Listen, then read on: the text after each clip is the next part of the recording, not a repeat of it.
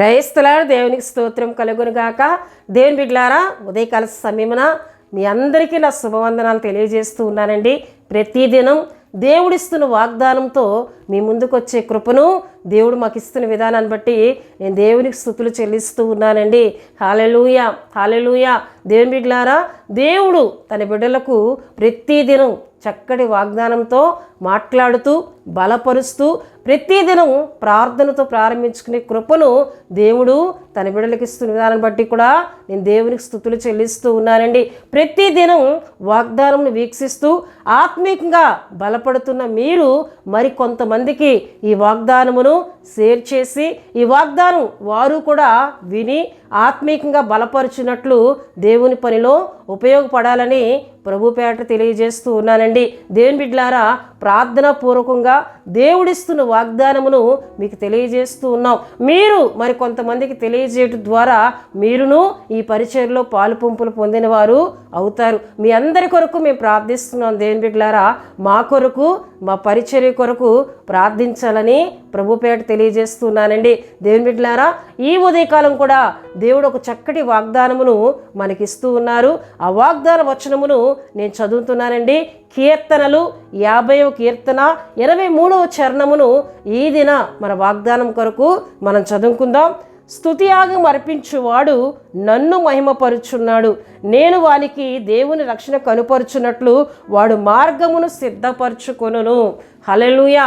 స్తుతియాగం అర్పించువాడు నన్ను మహిమపరుచున్నాడని దేవుని బిడ్డలారా, ఈ కీర్తన దావీదు రచించిన కీర్తనగా దేవుని వాక్యంలో మనం చూస్తున్నాం. అయితే ప్రియ దేవుని బిడ్డలారా, దావీదు దేవుని ఆత్మపూర్ణుడై రచిస్తూ ఉన్నప్పుడు దేవుడు తన ఆత్మ ద్వారా పలికిన మాటగా వాగ్దానంగా ఈ యొక్క చరణమును మనం చూస్తూ ఉన్నామండి. ఎందుకంటే దేవుడు మాట్లాడుతున్న మాటగా ఈ వాక్యమును మనం చూస్తున్నాం. ఎందుకంటే స్తుతియాగం అర్పించువాడు నన్ను మహిమపరుస్తున్నాడని దేవుడు మాట్లాడుతున్న మాటగా యొక్క దేవుని వాక్యాన్ని యొక్క వాగ్దానమును మనం చూస్తూ ఉన్నాం. దేవుడు దావీదు ద్వారా దావీదు ఆత్మపూర్ణుడై ఆయన రచిస్తూ ఉన్నప్పుడు, ఈ కీర్తన రాస్తూ ఉన్నప్పుడు దేవుడే దావీదుతో మాట్లాడుతూ దేవుడే తన ఆత్మతో మాట్లాడిన వాగ్దానంగా ఈ యొక్క వాగ్దానమును మనం చూస్తున్నాం. ప్రియదేవుని బిడ్డలారా, అయితే ఈ వాగ్దానంలో ఉన్న ఆత్మీయ అర్థాన్ని మనం జ్ఞాపకం చేసుకున్నట్లయితే స్తుతియాగం అర్పించేవాడు నన్ను మహిమపరుచున్నాడని ఇక్కడ దేవుని వాక్యంలో మనం చూస్తున్నామండి. ఎవరైతే స్తుతియాగమును అర్పిస్తారో వారు దేవుణ్ణి మహిమపరుస్తున్నారు. స్తుతి యాగమనగా దేవుణ్ణి మనం స్తుతించడం, మన ఏళ్ళ దేవుడు కార్యాలు చేస్తూ ఉన్నప్పుడు దేవుని మనం గణపరచడం, దేవుని స్తుతించడం, వెంటనే కృతజ్ఞతాస్తుతులు దేవునికి తెలియజేయడం స్తుతి యాగమని మన ఇక్కడ దేవుని వాక్యంలో మనం చూస్తున్నాం. చూడండి, ఇదే కీర్తన 15వ చరణంలో మనం చూసినట్లయితే, ఆపత్కాలమున నీవు నన్ను గూర్చి మొరపెట్టుము, నేను నిన్ను విడిపించెదను, నీవు నన్ను మహిమపరిచెదవు అని కీర్తనాకారుడైన దావీదు చెప్తున్నట్లు దేవుని వాక్యంలో మనం చూస్తున్నాం. చూడండి, ఆపత్కాలమున నీవు నన్ను గూర్చి మొర్రపెట్టుము అని దేవుడే దావీదు ద్వారా మాట్లాడుతున్న మాటగా ఇక్కడ మనం చూస్తున్నాం. ఆపద సమయంలో ఎవరైతే దేవునికి మొరపెడతారో నేను వారిని విడిపిస్తానని, విడిపింపబడిన మీరు నన్ను మహిమపరుస్తారని దేవుడు ఇక్కడ మాట్లాడుతూ ఉన్నారండి. హల్లెలూయా, హల్లెలూయా. స్తుతియాగం అర్పించువాడు నన్ను మహిమపరుచున్నాడు అంటే ఎప్పుడు మన స్తుతియాగాన్ని అర్పించగలం, ఎప్పుడు దేవుని మనం మహిమపరచగలం అంటే మన విడుదల పొందుకున్నప్పుడు, మనం దేవుని కార్యాలను అనుభవిస్తూ ఉన్నప్పుడు, దేవుడు మన అనారోగ్యం కలుగుతున్నప్పుడు, దేవుడు మనం స్వస్థపరిచినప్పుడు మనం వెంటనే దేవునికి స్తుతులు చెల్లిస్తూ ఉంటాం, దేవుని మహిమపరుస్తూ ఉంటాం. ప్రియ దేవుని బిడ్డలారా, అని కనుకనే నన్ను గురించి మొరపెట్టుము, నేను నిన్ను విడిపిస్తాను, నీవు నన్ను మహిమపరుస్తావని దేవుడు మాట్లాడుతున్నట్లు దేవుని వాక్యంలో మనం చూస్తున్నాం. దేవుని బిడ్డలారా, దేవుడు ఆయన మహిమపరచుటి కొరకే మళ్ళా ఆయన సృజించి ఉన్నారని యెషయా గ్రంథము 43వ అధ్యాయము 7వ వచనంలో మనకు కనిపిస్తుంటుందండి.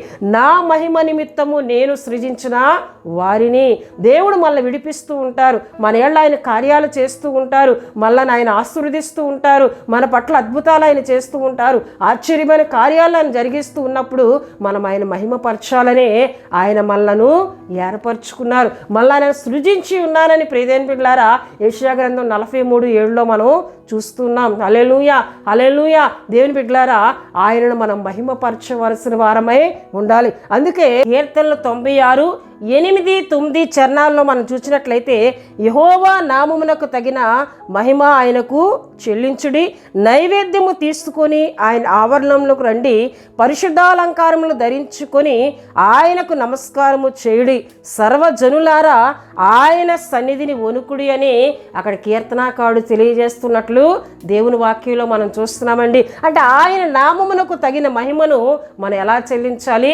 నైవేద్యమును తీసుకొని వచ్చి ఆయన ఆవరణంలోనికి వచ్చి ఆయనను మీరు గణపరచండి, పరిశుద్ధాలంకారములు ధరించుకొని ఆయనకు నమస్కారము చేయండి, ఆయన సన్నిధిని వనకండని ఇక్కడ దేవుని వాక్యంలో మనం చూస్తున్నాం. ఎప్పుడైతే మనం దేవుని బిడ్డలారా పరిశుద్ధాలంకారములు ధరించుకొని ఆయనకు నమస్కారము చేస్తామో ఆయన మహిమపరిచిన వారం మనం అవుతాం. ఆయన సన్నిధికి వచ్చి ఆయనకు మనం భయపడి ఆయనకు మనం మహిమ చెల్లిస్తున్నప్పుడు ఆయనను మనం మహిమపరిచిన వారం అవుతామండి. హల్లెలూయా, హల్లెలూయా. అందుకే ప్రియదేని బిడ్డలారా స్టెఫెను అంటూ ఉన్నాడు అపోస్తలుల కార్యములు 7:2 మనం చూసినట్లయితే మహిమ కలిగిన దేవుడు అబ్రహామునకు ప్రత్యక్షమై అని అక్కడ మనం చూస్తూ ఉంటామండి. అంటే ఆయన మహిమ కలిగిన దేవుడు, మహిమ కలిగిన దేవుణ్ణి మనం మహిమపరచవలసిన వారమై ఉన్నాం. ఆయన మళ్ళేళ్ల చేసిన ప్రతి కార్యాన్ని బట్టి పరిశుద్ధాలంకారములు ధరించుకొని ఆయనకు గౌరవిస్తూ ఆయన మహిమను మనం చెల్లించాలని, ఆయన సన్నిధిలో మనం వనకాలని ఇక్కడ దేవుని వాక్యంలో మనం చూస్తున్నాం. స్టెఫెను కూడా అంటూ ఉన్నాడు ఏమండి, మహిమ కలిగిన దేవుడు, మహిమ కలిగిన దేవుడు అబ్రహామునకు ప్రత్యక్షమయ్యాడని. ఈ మహిమ కలిగిన దేవుడు ప్రియదేని బిడ్డలారా దేవుని వాక్యంలో మనం చూస్తే కానా ఊర్లో నీళ్లను ద్రాక్షారసంగా మార్చి తన మహిమను బయలుపరిచినని యోహాను సువార్త 2:11 మనం చూస్తున్నాం. మహిమ కలిగిన దేవుడు తన మహిమ కార్యాలు అక్కడ జరిగించినట్లు కానా ఊరిలో వివాహ కార్యములో ప్రియదేని బిడ్డలారా నీళ్లను ద్రాక్షారసంగా మార్చి తన మహిమను బయలుపరిచినని అక్కడ దేవుని వాక్యంలో 11వ వచనంలో మనం చూస్తున్నాం. అంతేకాదు దేవుని బిడ్డలారా ఈ మహిమ కలిగిన దేవుడు యెరూషలేము చుట్టూ అగ్ని ప్రాకారంగా ఉంటానని, దాని మధ్య నివాసినై మహిమకు కారణంగా ఉంటానని. అంటే యెరూషలేము చుట్టూ దేవుడే అగ్ని ప్రాకారంగా ఉండి మహిమకు, అంటే ఆయన మహిమ కలిగిన కార్యాలు దేవుని ప్రజలేళ్ళ ఆయన జరిగిస్తూ ఆయన ఏమై ఉన్నారో అనేకులు తెలుసుకునేటట్లు ఆయన మహిమను యెరూషలేములో ఆయన ప్రజలకు ఆయన చూపిస్తానని జకరియా గ్రంథము 2:5 మనం చూస్తూ ఉన్నామండి. హల్లెలూయా, హల్లెలూయా.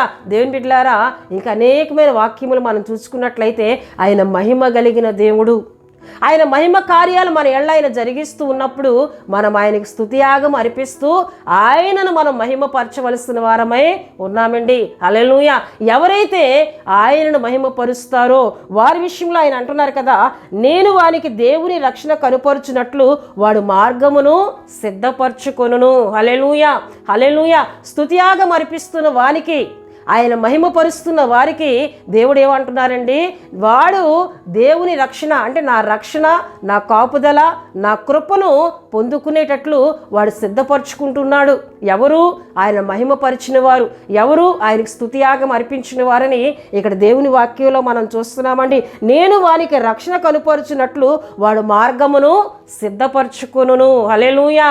నేను వారిని కాపాడుతాను, వారికి రక్షణ గోడగా నేను ఉంటాను, వారికి అగ్ని ప్రాకారంగా నేను ఉంటాను, వారికి మహిమకు కారణంగా నేను ఉంటానని దేవుడు ఇక్కడ వాగ్దానం ద్వారా మాట్లాడుతూ ఉన్నారు. హల్లెలూయా, హల్లెలూయా.